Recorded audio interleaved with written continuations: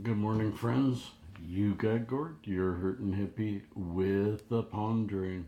And I am pondering something that James Hancock brought to my attention yesterday.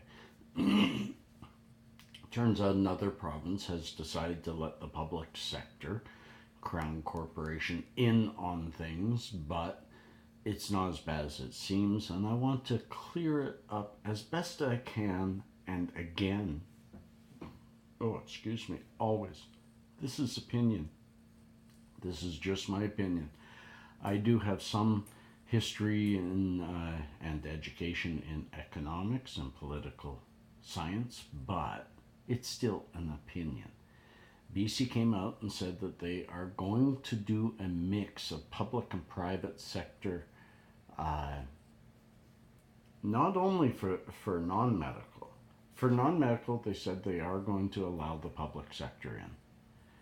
They have not said so on the medical side. However, they have hinted that they are going to open distribution up to anybody who qualifies. So there will be a public arm to it. And that's the one that I wanted to discuss because I don't like the public sector being in there, but if the private sector is allowed, the existence of the public sector will be almost non sequitur. The reason I say that, uh, for the longest time, liquor was pretty expensive in BC. The BC Liquor Control Board or BC, I forget what it was. I used to live there, but the only place you could get liquor was there, and it was expensive. Then they started to allow the sales in private places of certain alcohols and stuff like that, and those prices went down. As soon as the government faced competition, the government could not live up to it. This is the opposite way. The framework already exists for the private enterprise. So those that are really well connected will probably be ready to go next July, privately providing cannabis, recreationally or medically. The framework's there. They know the growers. They have the situation in hand, and many of them are really strong, upstanding citizens that are going to get licenses to do so. The public sector doesn't even exist.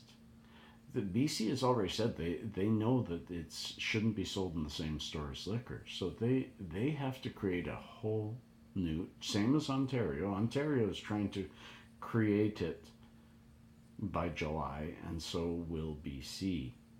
But how do you create a whole new division of the government to sell from storefronts right across the province in the busiest cannabis province of Canada, BC? The public sector won't be ready to supply. Uh, and even once they are ready to supply, they will, as I've said before, it's government. They will not have good product. They will have too many rules and pay their employees way too much, and unionize and everything else, that nobody's going to be able to afford it, and it's not going to be good stuff. Meanwhile, down the street will be mom and pop's distribution center that will outsell them, out quality them, and out customer service them. The public sector will not survive in this new capital environment. So what I'm pondering, what I'm giving you guys is my opinion that let the baby have its cookie, let the government enter. At least they got smart enough in most provinces to allow the private sector a piece, because otherwise they would have had a whole out revolution. But the private sector's piece is going to get bigger and bigger, and slowly the government sector will just be pushed out. That's the way, that's the natural flow of things. Look at alcohol over the last 10, 15 years. spreading across the country into a craft industry that the government liquor stores, just except for in Ontario where they protect them, aren't thriving, aren't surviving. Alberta has no government liquor stores. Uh, that's why we are where we are.